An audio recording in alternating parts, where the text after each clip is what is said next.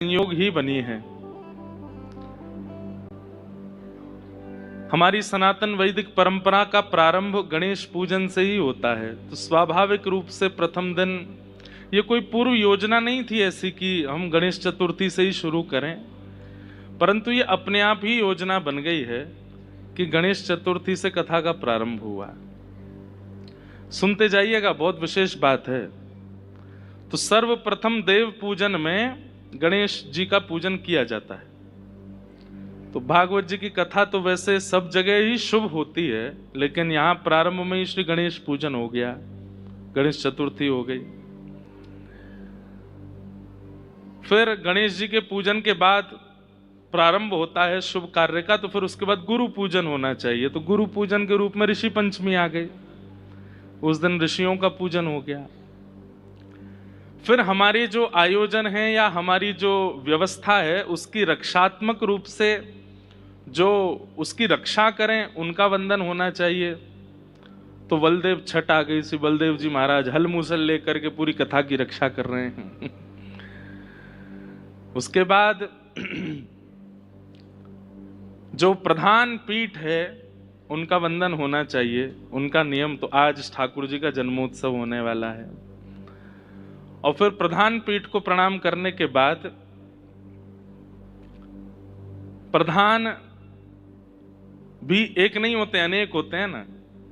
प्रधान की भी प्रधान, मतलब कथा के प्रधान तो हो गए ठाकुर जी, और ठाकुर जी की प्रधान श्री किशोरी जी, श्री लाडली जी, श्री राधा रानी। तो कल आ रही है राधाष्टमी।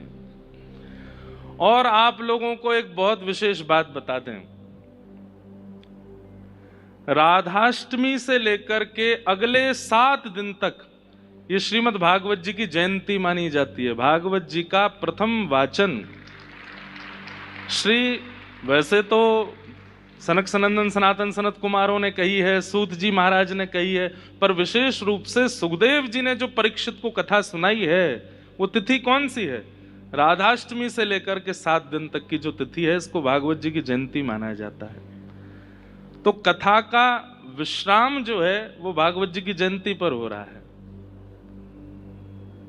इतने संयोग एक साथ, वैसे तो हर साल ये तिथियां आती हैं, परंतु गणेश चतुर्थी से कथा प्रारंभ हर जगह नहीं हुई। आज तक हमने जो इतना विचार किया, या तो मध्य में आती है या अंत में आती है, लेकिन प्रारंभ में गणेश चतुर्थी, मध्याह्न में राधाष्टमी और विश्राम में भागवत जी की जयंती, ये तो भाग्यनगर में ही हुआ है, तो पहली बार ही हुआ है। आप लोगों ने पहले भी सुनी तो होंगी, पर ये नहीं पता होगा कि भाई राधाष्टमी से भागवत जी की जयंती होती है। भागवत जी का मूल जो दिवस माना जाता है श्रवण का, वो राधाष्टमी से लेकर के 7 दिन तक होता है। तो ये सारे संयोग एक साथ इकट्ठे हुए हैं। कथा तो खाटू श्याम जी में होनी थी, 2 महीने पहले तक भी वही व्यवस्थाएं चल रही थीं, लेकिन खाटू श्याम जी बोले कि भैया हमारा मन कर रहा है कि हैदराबाद में हो। तो 2 महीना पहले सब कुछ हैदराबाद, और हैदराबाद में क्यों हो रही है? ताकि यहाँ के युवा और यहाँ के वैष्णवों को थोड़ी जागृति की जाए। खाटू श्याम जी तो जागृत हैं, वृंदावन तो जागृत है, बरसानो तो जागृत है, द्वारिका जागृत है, जगन्नाथपुरी जागृत है, बद्रीनाथ जागृत है। शायद ठाकुर जी यहां जागृति करना चाहते हैं, इसलिए वो कथा जो, और आज से नहीं 2 साल पहले से निश्चित थी ये कथा, पर अचानक 2 महीना पहले भाग्यनगर में हो गई, क्योंकि ठाकुर जी चाहते हैं कि यहाँ के वैष्णवों में जागरण हो, जागृति हो। जागृति किस बात की? अपने धर्म के प्रति जागृति, अपनी संस्कृति के प्रति जागृति, अपने नियमों के प्रति जागृति, अपने कर्तव्य के प्रति जागृति, अपने जीवन के प्रति जागृति, अपने जीवन के प्रति जागृति। हमारे श्याम जी महाराज विराज रहे हैं, जिनके द्वारा खाटू श्याम जी की प्रधान सेवा खाटू धाम में होती है। और एक बात और बता दें, हम अपने जीवन काल में 28 वर्ष बाद खाटू धाम गए थे। अभी रेवासा में कथा थी, और महाराज जी का पहले ही भाव था कि हमने कहा देखो आज तक हम 2-3 बार प्रयास कर चुके पर खाटू श्याम जी नहीं जा पाए, लेकिन खाटू श्याम जी कह रहे हैं खाली हाथ मत आओ, कथा लेकर के आओ, कथा सुनाने आओ। तो जब कथा का स्थान परिवर्तित हुआ तो कई लोग बड़े निराश हो गए कि भाई हमें भी लगी कि भाई ऐसो का है कि खाटू श्याम जी बुला ही नहीं रहे हैं। इस बार भी कथा होनी खाटू श्याम में, वो भी परिवर्तित हो गई। लेकिन फिर वैष्णव वो है जो हर परिस्थिति को सकारात्मक रूप से स्वीकार करे। पाम भी टूट जाए तो उसमें भी यही सोचे कि कुछ अच्छा ही सोचा होगा ठाकुर जी ने। कोई बहुत अपना व्यक्ति छोड़ करके चला जाए उसमें भी यही विचार करे कि ठाकुर जी शायद कुछ भला करना चाहते हैं, इसीलिए सब हो रहा है।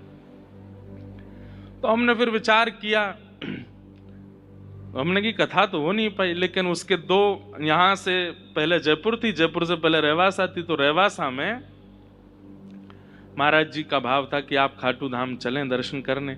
हमने कि हम वहीं जाएंगे और जबरदस्ती सही एक श्लोक सुना के वहीं से कथा प्रारंभ करेंगे। तो वहीं से कथा प्रारंभ करके आए। लेकिन भाग्यनगर आने का कथा का मूल उद्देश्य क्या है? जागृति। कल हमने भाग्यलक्ष्मी मैया का आपसे भाव रखा था कि भाग्यनगर की रानी 4 मीनार के कोने में बैठी है। पहले तो मुझे पता ही नहीं था, जब मैं गया तो मैंने सोचा ये 4 मीनार पीछे बड़ा मंदिर होगा। जब हम गए तो स्थान ही छोटा सा है। मन में भाव आया कि अगर हम आप सब लोग प्रयास करें तो शायद माँ और दिव्य रूप में विराज सकती हैं। दिव्यता तो वहां प्रकट होती है नवरात्रि में, दीपावली पर वो सब दिव्य बनता ही है। और दूसरी जागृति का कारण है हैदराबाद भाग्यनगर बने और भाग्यनगर में गौ सुरक्षित हो। इस कथा का जो मूल, यहाँ के कथा के जो यजमान हैं खाटू श्याम जी हैं। वैसे तो निमित्त यजमान कई बने हैं पर मुख्य यजमान तो श्री खाटू श्याम जी हैं। और ठाकुर जी को अति प्रिय कौन है? हमारे ब्रज में एक रसिया गाते हैं और वो रसिया स्वयं ठाकुर जी गा रहे हैं। गैया लगे हो अति प्यारी जग पालनहारी, गैया लगे। ठाकुर जी के मोह सबसे ज्यादा प्रिय कौन है संसार में? बोले गैया।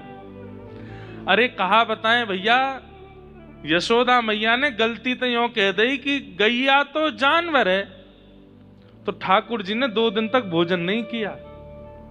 और मैया से बोले मैया तेने गैया को जानवर कह दई, मोकू तो लगे तू बाबा वो जानवर है। लाला ऐसा कह रहा है?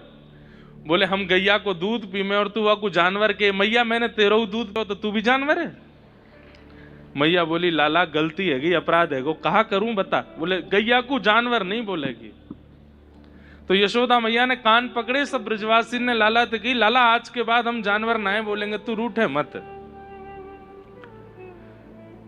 मैया के द्वारा जानवर कहवे थे जब इतनी बुरी ठाकुर जी को लग सके। हम तो व्यवहारी जानवर वाला करते हैं गैया के साथ, ठाकुर जी हमको कैसे रीझ सकते हैं हमसे? हम प्राचीन भक्तों की कथा सुनते हैं, प्राचीन भक्तों की एक चीज अर्पण होने पर ठाकुर जी प्रत्यक्ष प्रकट हो जाते थे। और हम लोग इतना कुछ देते हैं फिर भी ठाकुर जी प्रसन्न नहीं होते, क्यों? कहीं ना कहीं ठाकुर जी की प्रिय गैया हमसे दुखी है, हमारी सेवा वहां हो नहीं रही। तो मुख्य यजमान तो खाटू श्याम जी हैं, स्वयं चल के खाटू धाम से आए हैं, यहां बैठे हैं। किस लिए? कि भाग्यनगर के लोग यहाँ की गौशाला, यहाँ की गैयाओं की तो सुरक्षा करें।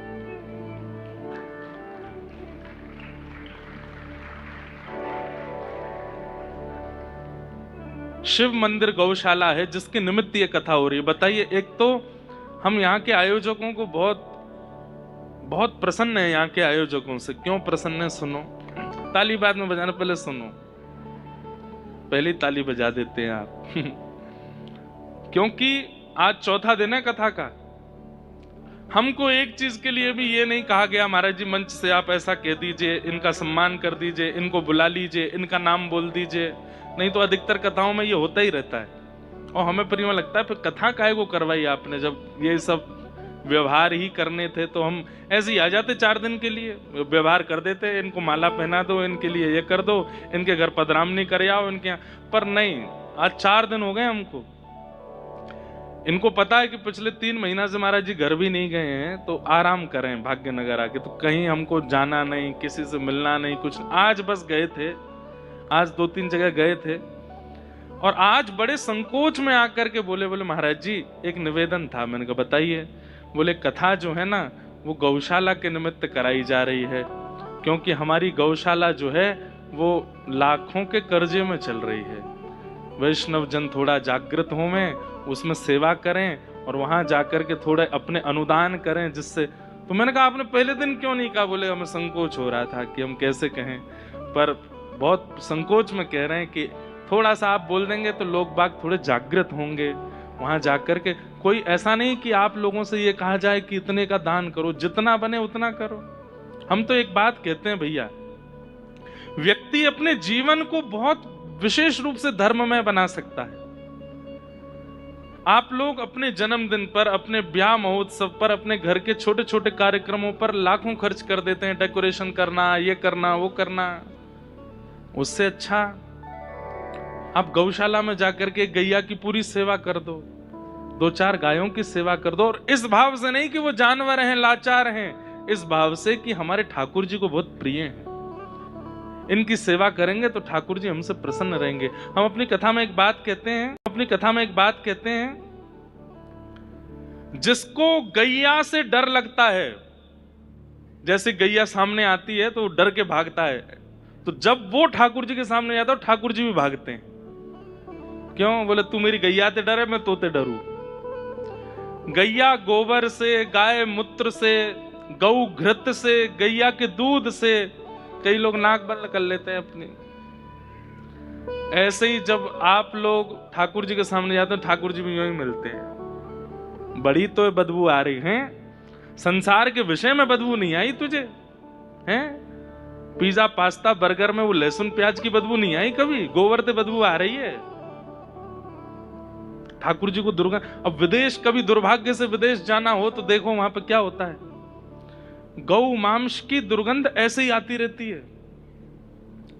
विदेश में सब अच्छा है, पर एक ही चीज बुरी है कि वहां कब कहां से दुर्गंध आ जाए। विदेश जब जाते हैं ना, हमें अपने पटका को ठाकुर जी को नित्य प्रसादी करते हैं कि हम खूब सारा इत्र लगा के जावे। फ्लाइट में जब भोजन सर्व होता है ना, उस समय बस यूं लगती है दिमाग फट जाएगा, क्या क्या खाते हैं लोग।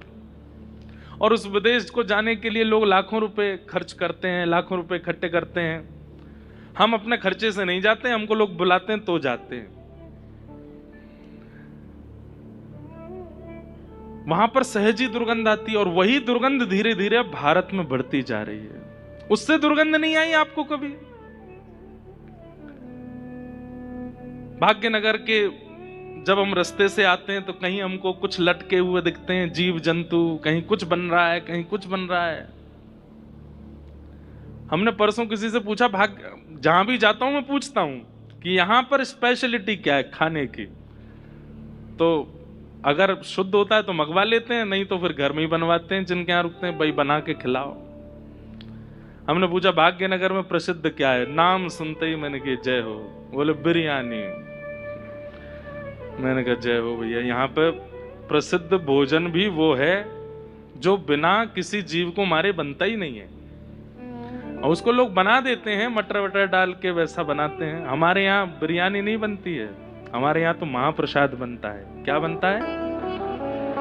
अगली बार कोई पूछे ना कि भाग्यनगर में क्या प्रसिद्ध है, तो कहते हैं महाप्रसाद। क्या प्रसिद्ध है? भात को महाप्रसाद बोलते हैं, चावल को महाप्रसाद बोलते हैं। तो ऐसा आपका भाग्यनगर है, यहाँ पर गौशाला है जिसका नाम शिव मंदिर गौशाला है, जो कि कट घरे जा रही गैयाओं को बचा करके 6 गायों से प्रारंभ हुआ, और आज 2500 गायों की वहां सेवा, 2500 गायों की सेवा वहां हो रही है। और भले निष्किंचन भाव से, कोई उसमें कोई अब भी आप कथा सुन करके ही जाइए। हम तो अपनी कथा में कभी दान दक्षिणा की कोई बात करते नहीं, लेकिन भैया अगर ये गौशाला की गैया सब व्यवस्थित हो जाए तो आप लोग प्रयास कीजिएगा। और केवल एक ही गौशाला क्यों, भाग्यनगर में ढूंढिए और कहाँ है ऐसे धर्म जागृति की, कहाँ कहाँ सेवाएं चल रही हैं, वहां वहां जाकर के अपने अनुदान किया कीजिए। अपने जन्मदिन पर अपने घर के सदस्यों के साथ में। और हम कह रहे हैं भैया केवल जन्मदिन तो साल में एक ही बार आता है, हर महीना की एक दिन, जैसे एकादशी करते हो, जैसे प्रदोष का व्रत करते हो, ऐसे ही एक व्रत और ले लीजिए, गौ सेवा का, गौ रक्षा का, धर्म रक्षा का, शास्त्र रक्षा का, नियम रक्षा का। तो आप सब लोग जरूर जरूर जाइए। और वहां शिव मंदिर गौशाला जो कि भाग्यनगर के पुराने शहर में है, 1996 मतलब हमारी जन्म वर्ष और गौशाला का भी प्रकट वर्ष एक ही है, हमारे बराबर की है गौशाला। वहां गौ सेवा चल रही है, आप लोग वहां जरूर ही अपने अपने भाव प्रस्तुत कीजिएगा। उसी के निमित्त ही श्री खाटू श्याम जी ने इस कथा को राजस्थान से भाग्यनगर शिफ्ट किया कि यहाँ के सब वैष्णव मिलकर के वहाँ जो यहाँ पढ़ने लिखने वाले बच्चे हैं, जो अभी करियर पर ध्यान दे रहे हैं, उन लोगों से भी मेरी प्रार्थना, बहुत थोड़ा ही सही कुछ करना। श्री ऋषि जी महाराज भी पधारे हैं, आप भी भागवत जी के वक्ता हैं और श्री हनुमान जी की कृपा से आप भी पर्चा बनाते हैं और लोगों के सन्मुख आते ही उनके सब भाव जो भी बालाजी आज्ञा करते हैं आप प्रकट कर देते हैं। ठाकुर जी खूब कृपा करें, आप ऐसी सनातन के धरोहर को आगे लेकर के चलें। हमारे पूज्य श्री मलुकपीठ वाले महाराज जी के आप कृपा पात्र हैं। महाराज जी भी अभी रवासा धाम में आपके विषय में कह रहे थे, आज आप पधारे, बहुत बहुत धन्यवाद। हमारे शीतल पांडे जी बैठे, वो चुपके से धीमे से सबसे पहले तो कथा का प्रस्ताव यही लेके आए थे हमारे पास। खाटू श्याम जी के ऐसे मधुर मधुर भजन गाते हैं, ये भले ही कितनी भी उम्र के हो जाएं रहेंगे लाला ही, छोटे से ही हैं। अच्छा देखिए, इनको देख करके हमने एक भाव रखा मन में। छोटा बालक गोदी में आता है ना, तो छोटा बालक जो बहुत प्यारा होता है उसको देख के लगता है ये कभी बड़ा ही नहीं हो, ये इतना ही रहे। ऐसे ही हमारे खाटू श्याम जी के गोद के लाला हैं ये। इनको ठाकुर जी कह रहे हैं तुम 100 साल के हो जाओगे तो भी लाला ही रहोगे। बहुत सुंदर आपका कंठ है। और बताने वाली बात तो नहीं, पर 2 महीना पहले आपने इस व्यास मंच से श्री वैष्णव दीक्षा प्राप्त की और इनका दीक्षा का नाम है श्रीनिवास रामानुज दास। इनकी दीक्षा हुई थी 2 महीना पहले तब, और खूब भाव से ठाकुर जी का 19 वर्षों से एकादशी चाहे दुनिया के किसी कोने में हो, खाटू धाम में ही करते हैं, ऐसा आपका संकल्प। बंधुओं देखिए, इस नियम का पालन आप नहीं कर सकते, ये ठाकुर जी करवाते हैं, ये ठाकुर जी ही। आप अपने वादों का निर्वहन कर सकते हो, मैं तुमसे मिलूंगा, हम दोनों साथ में भोजन करने जाएंगे, ये सारे वादे आप निभा सकते हो। लेकिन आपने कोई नियम ले लिया कि मैं हर महीने पूर्णिमा गिरिराज जी जाऊंगा, हर महीने की एकादशी खाटू धाम जाऊंगा, हर महीने की द्वादशी तिरुपति जाऊंगा, ऐसे नियम आप नहीं कर सकते, ये तो ठाकुर जी करवाते हैं। आपका इतना सुंदर नियम है। हमारे सब व्यवस्था प्रमुख, हम जिनके यहाँ रुके, अमित जी और सब हमारे भाई बंधुगण इतने बिल्कुल ऐसे हैं, सब लोग भाग्यनगर के लोग जो यहाँ कथा में सहयोग कर रहे हैं, छुप करके रहने वाले, अपना ज्यादा प्रकाश प्रचार नहीं चाहते। हम चाहते हैं कि दुनिया में हमारी कहीं भी कथा हो, हमको ऐसे ही लोग मिलें जो ज्यादा अपना प्रचार और प्रकाश नहीं चाहते। कई लोग इनसे नाराज घूम रहे हैं, कई लोग इनको गालियां भी दे रहे हैं कि हमको महाराज जी से मिलने नहीं दे रहे हो। पर बात यह है कि मैं अभी तप करने बैठ गया हूं। मैं ठाकुर जी से कह रहा हूं कि मुझे 4 रूप दे दीजिए, एक रूप से कथा करूं, एक रूप से डोला करूं, एक रूप से घर में जाऊं, एक रूप से सबसे मिल लूं। एक ही हैं। अभी अवस्था भले ही कम है हमारी, लेकिन हमको इतनी ज्यादा व्यस्तता हो जाती है कि जिसके कारण बहुत डिसबैलेंस हो जाता है। तो इसलिए कल राधाष्टमी का उत्सव है, सुबह 8 बजे आप लोग यहीं बगल में एक और स्थान है जहां राधाष्टमी का उत्सव मना रहे हैं हम लोग। क्या नाम है जगह का? क्या नाम है?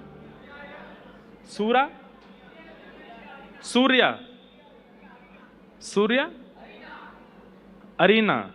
सूर्या तो प्रसिद्ध है, हाँ? 8 बजे। अच्छा, जहां डेली सब श्रोताओं की प्रसादी हो रही है, सूर्या अरेना करके है, वहां पर कल राधाष्टमी का उत्सव मनाया जाएगा। सुबह बाल भोग की भी वहां सबकी व्यवस्था है, लेकिन व्रत रखना, कल राधाष्टमी है। और फिर भी वहां व्रत की भी, फलाहार की भी व्यवस्था रहेगी। तो जो लोग भी सुबह 8 बजे वहां उपस्थित हो जाइएगा। 9 बजे गिरधर लाल जी का अभिषेक प्रारंभ हो जाएगा। अभिषेक का दर्शन करेंगे सब लोग, पंचामृत अभिषेक होगा। और अभिषेक के बाद ठाकुर जी, फिर पर्दा लग जाएगा, ठाकुर जी भीतर विराजेंगे, श्रृंगार चलेगा।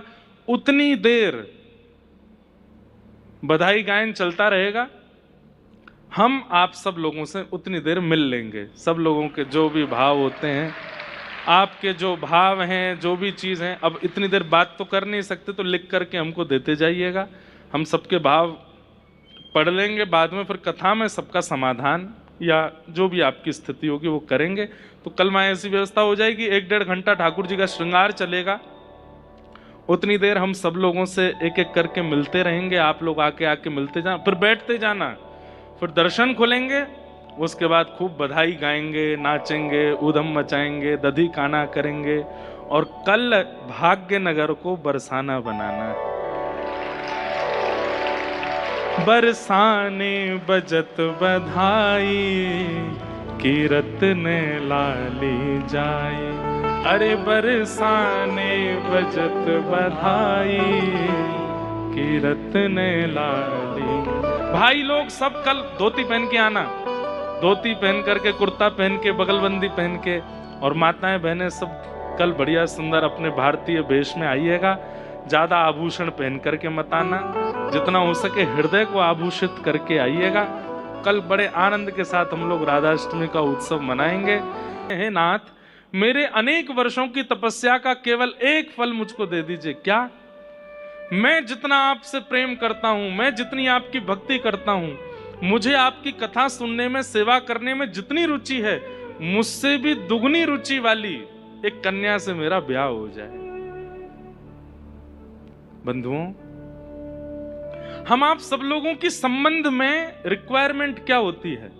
हम किससे संबंध बनाते हैं? जो रूपवान हो, जो धनवान हो, जो कहीं ना कहीं ऐश्वर्यवान हो, कीर्तिवान हो। पर रूप, धन, ऐश्वर्य, कीर्ति का बहुत दिन तक आनंद नहीं है, बहुत दिन तक सुख नहीं है। रावण खूब धनवान था, पर मंदोदरी पत्नी होते हुए भी अति प्रसन्न नहीं है। हिरण्यकश्यप तीनों लोकों का स्वामी बना बैठा था, लेकिन कयाधु प्रसन्न नहीं है।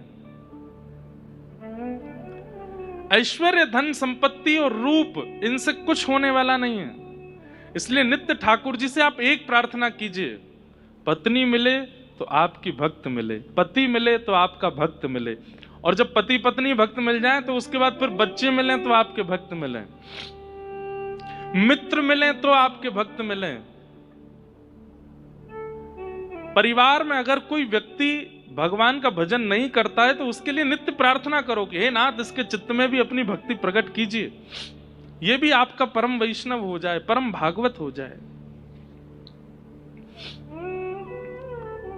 ठाकुर जी से आप कामना नहीं कर सकते, लेकिन किसी भक्त की कामना आप ठाकुर जी से कर सकते हैं कि हे नाथ, मेरे जीवन में एक भक्त आ जाए। एक बात बोलें, अगर वैष्णव पत्नी आ गई तो संसार के लिए वो विवाह होगा, पर आपके लिए वो सत्संग है। अब आप सत्संग में प्रवेश कर गए, क्योंकि एक सद व्यक्ति का संग आपको मिल गया है। वैष्णव बालक जीवन में आ गए तो वो सत्संग हो जाएगा। उसके बाद आप कथा में अगर सदैव उपस्थित भी नहीं हो पाओगे ना, तो भी आपका भजन ही माना जाएगा। क्यों? जिसका संग आप कर रहे हैं वो परम वैष्णव है। इसलिए हमारी आपसे प्रार्थना है, ठाकुर जी से आप संबंध के रूप में एक वैष्णव की कामना करो। अच्छा, एक बात और सुन लीजिए।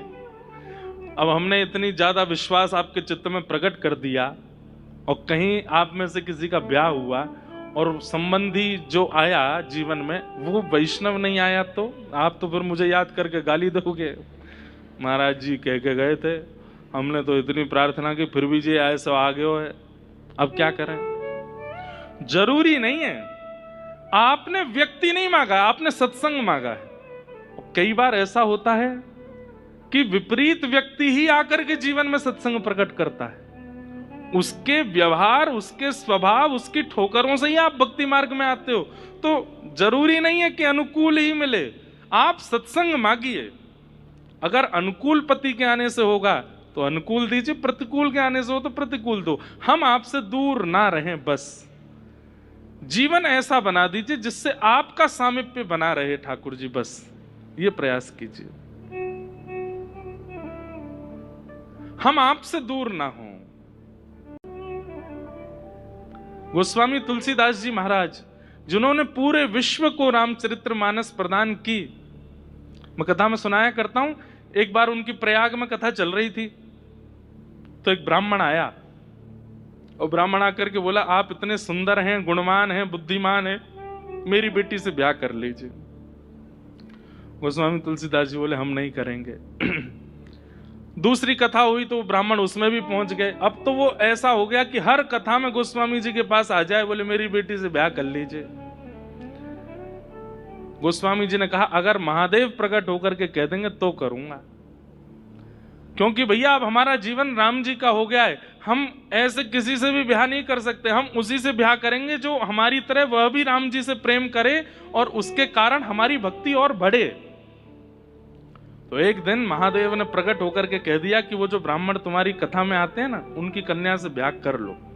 तो गोस्वामी जी के चित्त में आया, महादेव मोहर लगा रहे हैं तो निश्चित है कि वो कन्या मेरे चित्त में राम भक्ति प्रकट करेगी, तो मैं ब्याह कर लेता हूं।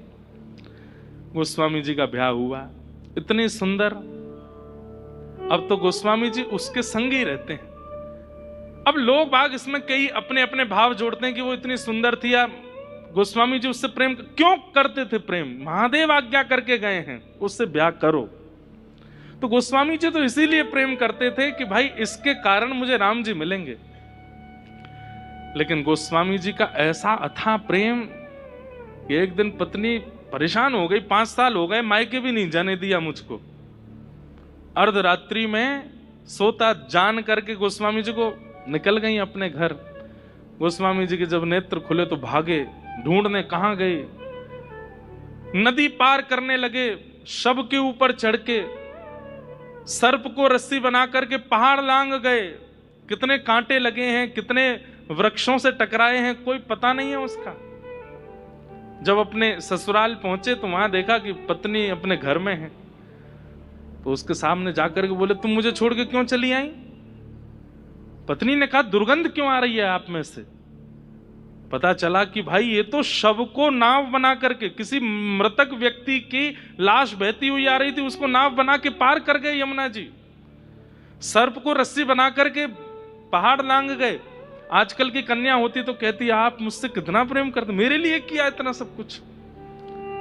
लेकिन गोस्वामी जी की पत्नी बोली, इतना प्रेम यदि राम जी से किया होता, ये हाड़ मांस के पुतले के लिए आपने इतना कुछ कर दिया, अगर इतना कभी राघव जी के लिए किया होता तो आज राम जी आपको मिल गए होते। इतना त्याग, इतनी पीड़ा, इतनी व्याकुलता, इतनी तत्परता इस शरीर के लिए। आपसे एक रात नहीं रहा गया मेरे बगैर।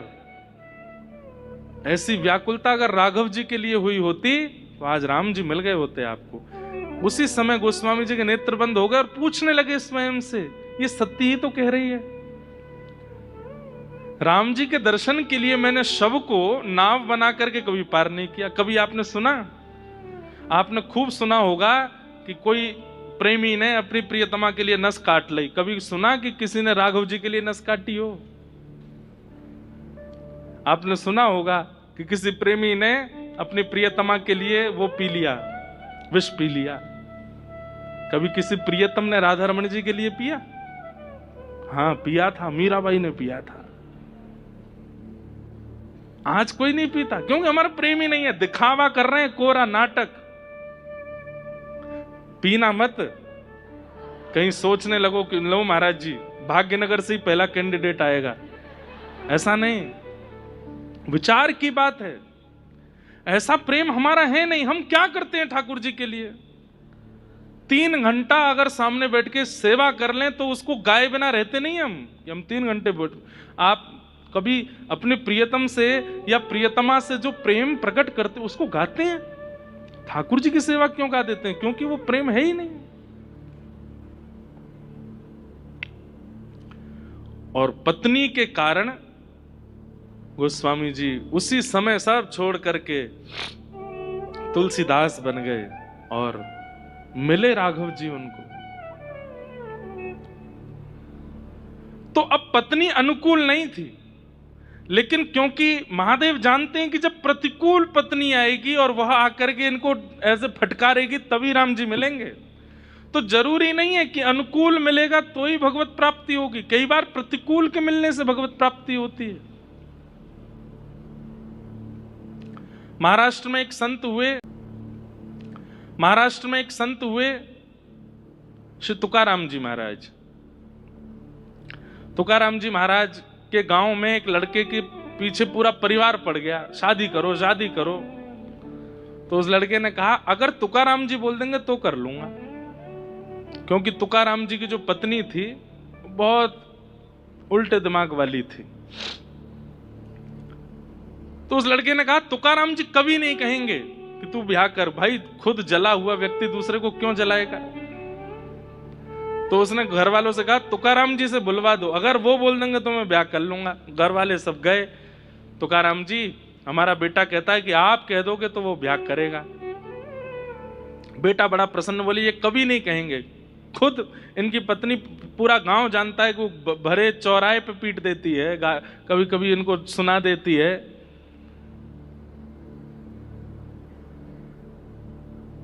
तुकाराम जी बोले कहाँ है बेटा? बोले वो खड़ा, इधर आओ। बोले जितना जल्दी हो सके ब्याह करो। उसने कहा महाराज आप कैसे कह सकते हैं, आप खुद इतना जूझ रहे हैं अपने जीवन में, ऐसी विपरीत पत्नी प्राप्त करने के बाद आप दूसरों को, ये तो आप अधर्म कर रहे हैं। कि मतलब कोई व्यक्ति निकल के गया मार्ग से तो उसको चाहिए कि मैंने जो दुविधाएं सहन करी मैं आने वाले यात्रियों को सावधान कर दूं कि भाई आगे का मार्ग खतरे से भरा है। लेकिन कई लोग होते हैं वो दुविधाएं सहन करने के बाद सोचते हैं कि मैंने सहन करी दूसरों को भी होनी चाहिए। तो दूसरों से क्या कहते, बहुत बढ़िया रास्ता जाओ। और जब वो गिरने लगे पड़ने लगे बोले अब आया मजा, अकेला मैं पीड़ित नहीं हूं, ये भी है। तो बोले आपने तो ऐसा काम किया है कि आप अकेले पीड़ा सहन कर रहे थे, तो आपने विचार किया कि ये भी एक सहन करने वाला हो जाएगा तो अच्छा लगेगा। तुकाराम जी बोले नहीं ऐसा नहीं है। तो फिर क्या है? बोले देखो अनुकूल पत्नी मिल जाए तो तुम विट्ठल भगवान का प्रेम से रोज दर्शन करने जाना, हर महीने जाया करना। और प्रतिकूल पत्नी अगर आ जाए, जैसे मेरी पत्नी है, तो एक गांव में 2 तुकाराम हो जाएंगे, फिर मैं भी तू भी, दोनों एक से हो जाएंगे। अपना उत्तराधिकारी भी तो चुनना है मुझको। इसलिए अनुकूल और प्रतिकूल दोनों स्थितियों को स्वीकार कीजिए। देखिए प्रसाद का एक नियम होता है, पुजारी जी जब हाथ में देते हैं तो हम उसको पा लेते हैं, लेकिन कई बार वो हाथ से गिर जाता है तो भी हम उठा के पा लेते हैं। प्रसाद अपवित्र नहीं होता। ऐसे जीवन में अनुकूल और प्रतिकूल दोनों प्रसाद है, दोनों को सेवन कर लो, दोनों को स्वीकार कर लो। कई बार प्रतिकूलताएं हमारे निर्माण के लिए अति आवश्यक होती हैं। अगर वो प्रतिकूलता जीवन में नहीं आएगी तो हमारा निर्माण नहीं हो पाएगा। इसलिए तैयार रहिए, जो आवे जीवन में अनुकूल हो प्रतिकूल हो सबको स्वीकार करो। पर एक चीज का ध्यान रखना है, जो हरि विमुख है, जो हरि से दूर करने वाला है, बस उसका अति संग मत कीजिएगा। शरीर से भले ही आपको संग रहना पड़े, हृदय में उसको स्थान मत दीजिएगा, चाहे वो अपना ही पुत्र क्यों ना हो। उसको हृदय में स्थान मत दीजिएगा, जो हरि विमुख करने वाला। तजोरे मन हरि विमुखन को संग, जाके संग कुमत उपजत है, पड़त भजन में भंग। कहा होत पे पान कराए, विष नहीं तजत भुजंग। सूरदास कारी कामर पे, चढ़े न दूजो रंग। तजोरे मन हरि विमुखन को संग। तो कर्दम ऋषि ने भगवान को प्रकट करके क्या मांगा? मुझसे भी ज्यादा आपसे प्रेम करने वाली एक कन्या से मेरा ब्याह हो जाए। भगवान इतने प्रसन्न हो गए, कर्दम ऋषि से कहा ठीक है, पृथ्वी के प्रथम मानव स्वयंभू मनु की पुत्री देवहूति के साथ आपका ब्याह होगा। और मैं आपसे इतना प्रसन्न हूं कि मैं एक वरदान अपनी तरफ से दे रहा हूं कि आपके यहां पुत्र बनकर के मैं ही आऊंगा। और कर्दम ऋषि के 9 पुत्रियां हुई और 10वें संतान के रूप में भगवान कपिल का प्रादुर्भाव। बोलो कपिल भगवान की जय। एक बात बोलें, वैसे तो ये मेरे मन का भाव है, अनेक भक्तों के चरित्र पढ़ने के बाद, भागवत जी की 10 वर्ष सेवा करने के बाद एक चीज समझ में आई, ठाकुर जी से कुछ मांगो चाहे मत मांगो, ठाकुर जी पूरा करें ना करें ये उनकी इच्छा है। पर जिस किसी ने भी ठाकुर जी को संतान रूप में मांगा है ना, ठाकुर जी किसी ना किसी रूप में आते जरूर है। कितनों किसी ना किसी रूप में आते जरूर है, कितनों को देखा मैंने। इसलिए पहले तो ब्याह से पहले पति अनुकूल मांग लीजिए, पत्नी अनुकूल पति पत्नी अगर विपरीत मिल जाए तो कम से कम संतान की कामना तो करो कि हे नाथ आप ही आइए, कोई संसारी जीव ना आवे, आप ही पधारो। और फिर ठाकुर जी आएंगे तो उसके लिए जैसी पवित्रता होनी चाहिए उसका मां निर्वहन करे। व्यास मंच पर बैठ करके हम कह रहे हैं तो हो सकता है वाणी सत्य हो जाए, ठाकुर जी ही आएंगे। और ठाकुर जी नहीं आएंगे तो अपने किसी अंश को ही बालक बना करके भेजेंगे। ठाकुर जी से अन्य किसी कामना को करोगे शायद पूरी ना हो, लेकिन संतान की कामना से अगर भगवत भाव मांगा जाए कि हे नाथ अब मैं गृहस्थ आश्रम में आ चुका हूं या आ चुकी हूं, संतान आप ही बन के आइएगा और किसी को नहीं। उसके लिए जो मेरा भजन, मेरा साधन, मेरी सेवा, मेरी कथा, मेरी परिक्रमा, अब सब केवल एक चीज के लिए कि आप पधारो। आप देखिएगा ठाकुर जी ही आएंगे, ठाकुर जी ही कृपा करेंगे। कितनों के लिए आए हैं ठाकुर जी? देवकी वसुदेव के यहाँ आए, कौशल्या दशरथ के यहाँ आए, नंद यशोदा के यहाँ आए, वृषभानु कीर्ति मैया के यहाँ आए। आप कहोगे तो द्वापर की बात, तो कलयुग में आ जाओ, जगन्नाथ मिश्र और सची मैया उनके यहाँ वही श्री कृष्ण चैतन्य महाप्रभु के रूप में आए, ठाकुर जी ही आए और आते ही हैं ठाकुर जी। तो इस कामना से अपना जीवन यापन किया जाए। आप कहोगे कि हमारे तो ब्याह भी हो गए, बालक भी हो गए, अब क्या करें? अब क्या करें? अब तो सब हो गया कोटा पूरा। कुछ नहीं, अब तो एक ही कामना करो कि हे नाथ हमारा काल आप ही बन के आइएगा, यमराज को मत भेजिएगा। ये मांग लो। भैंसा पे बैठ के यमराज नहीं आवे, या सिंहासन पर किसी दिव्य विमान पर बैठ के इंद्र भी नहीं आवे। इंद्र का मतलब क्या है? स्वर्ग जा रहे हैं। यम का मतलब क्या? नर्क जा रहे हैं। तो बोले कौन आए? बोले गौ चारण करते हुए आप आना। यही कामना कर लो, अब तो सब हो ही चुका, अब और क्या मांगोगे? लेकिन जिनके पास अभी भी अवसर है वो संपत्ति मत मांगो, ऐश्वर्य मत मांगो, कीर्ति मत मांगो, बाकी सब तो आप अपने कर्म से प्रकट कर सकते हो। संबंध के रूप में ठाकुर जी को मांगो, आप आओ।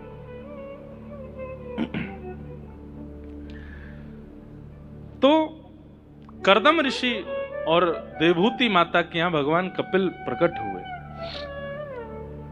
कपिल भगवान की बाल अवस्था का ज्यादा वर्णन नहीं है, आप धीरे धीरे बड़े होने लगे। कर्दम ऋषि तो तपस्या के लिए वन में चले गए। देखो एक बात स्पष्ट है, साक्षात भगवान का दर्शन करने के बाद भी भजन जरूरी है, क्योंकि प्रत्यक्ष दर्शन रावण को भी हुआ है, प्रत्यक्ष दर्शन कुंभकर्ण को भी हुआ है, कंस को भी हुआ है, शिशुपाल दंतवक्र को भी हुआ है, अरे कहां तक कहें मंथरा को भी होते थे राम जी के प्रत्यक्ष दर्शन। दर्शन से मति नहीं बदली, मति तो भजन से ही बदलती है, मति तो नाम जप से ही बदलती है, मति तो संकीर्तन से ही बदलती है। इसलिए प्रत्यक्ष दर्शन हो भी जाए, कभी ठाकुर जी प्रत्यक्ष आ भी जाएं, उसके बाद भी भजन मत छोड़िएगा।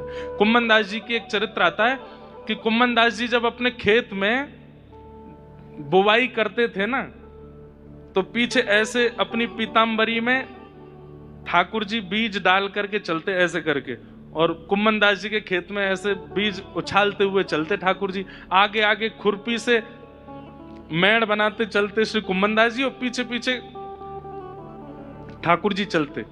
कुम्मन दास जी को पता होता ठाकुर जी संग चल रहे हैं। ठाकुर जी कहते, बोले तुम एक काम करो, तुम खोदो, मैं बीज डालूंगा। इतना प्रेम ठाकुर जी कुम्मन दास जी से करते थे। लेकिन तभी मंदिर के घंटे घड़ियाल बजने लगे, राजभोग का समय हो गया, दोपहर के 11:30-12 बज गए, ठाकुर जी की राजभोग आरती होने वाली है। जैसे ही गिरिराज पर्वत पर घंटे घड़ियाल बजे तो कुम्मन दास जी तुरंत खुरपी छोड़ करके हाथ धोने लगे, पैर धोने लगे, दौड़ने लगे मंदिर की ओर। ठाकुर जी अभी भी पीतांबरी में बीज लेके खड़े हैं। ठाकुर जी बोले, कहां जा रहे हो भैया कुम्मना? अरे राजभोग को समय है गयो, आरती करवे जा रहा हूं। ठाकुर जी बोले, दारी के मैं यहां ठाड़ा हूं, तो ऊपर मंदिर में कह जा रहा है? कुम्मन दास जी का उत्तर कितना सुंदर। बोले, यहां आप अपनी इच्छा से आए हो, और जब मन नहीं होगा तो चले भी जाओगे। कल को मुझसे कोई अपराध हो गया तो मैं कितना भी बुलाऊं, आप आओगे नहीं। लेकिन मंदिर में तो आपको आचार्यों ने बिठाया है, वहां से आप कहीं नहीं जाओगे, इसलिए वहां तो मैं नित्य दर्शन, उसको कैसे छोड़ दूं? इसलिए भजन, नाम जप और कथा ये तो कभी नहीं छोड़नी है, क्योंकि प्रत्यक्ष दर्शन के बाद भी कभी कभी मति परिवर्तित नहीं होती, चित्त परिवर्तन नहीं होता, पर कथा से चित्त परिवर्तन होता है, कथा से उसमें लाभ जरूर मिलता है। हमारे पूज्य श्री अनंत दास जी महाराज पधारे हैं, जिन्हें लोग फ्लाइट बाबा के नाम से भी जानते हैं। ऐसे महाराज जी को बहुत बहुत वंदन, बहुत बहुत स्वागत।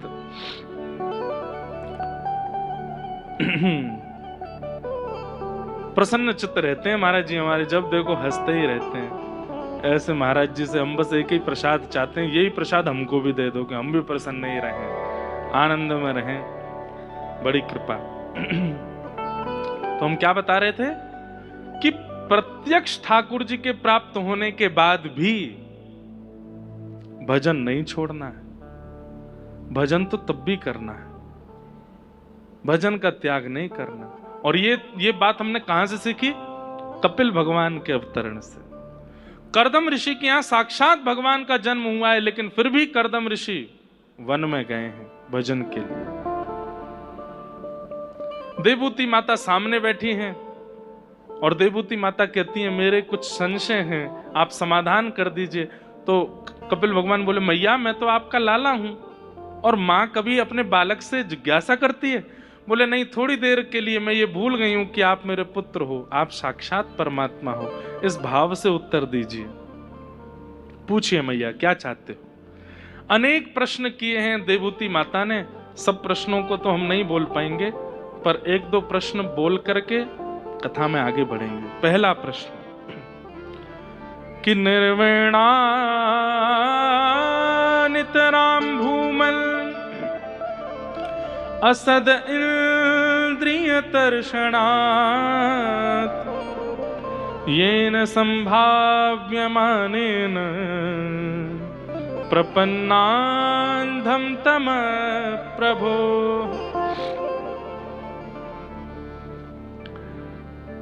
क्या प्रश्न है? सब लोग इधर देखो, ध्यान से सुनो। हे नाथ, हम अपनी इंद्रियों की इच्छा पूरी करते करते हार चुकी हैं, पर हमारी इच्छाएं पूरी नहीं होती। जीव को कितना भी खिला दो, जीव की इच्छा पूरी हो जाती है? नहीं होती। आज आपने कुछ खिलाया तो 2 दिन बाद फिर इच्छा प्रकट होती है। नेत्रों को कितना भी कुछ दिखा दो, पर इन नेत्रों की इच्छा कभी पूरी नहीं होती। त्वचा को कितना भी स्पर्श करा लो, पर यह त्वचा स्पर्श से कभी मुक्त नहीं होती।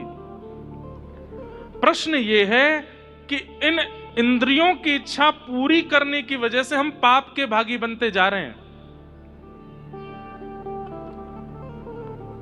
पाप क्या है? इंद्रिय इच्छा पूरी को ही पाप कहते हैं। अतीत में जब इंद्रियों की इच्छाएं प्रगाढ़ हो जाती हैं और उन इच्छाओं के आगे आप स्वयं को रोक नहीं पाते, उन इच्छाओं की पूर्ति में चले जाते हैं, वही तो फिर पाप बन जाता है।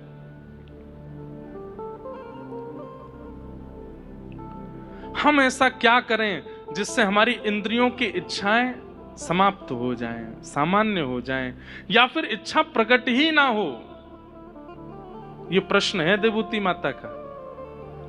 ऐसा उपाय बताइए जिससे हमारी इंद्रियां तृप्त हो जाएं और फिर पुनः कभी इच्छा प्रकट ना हो।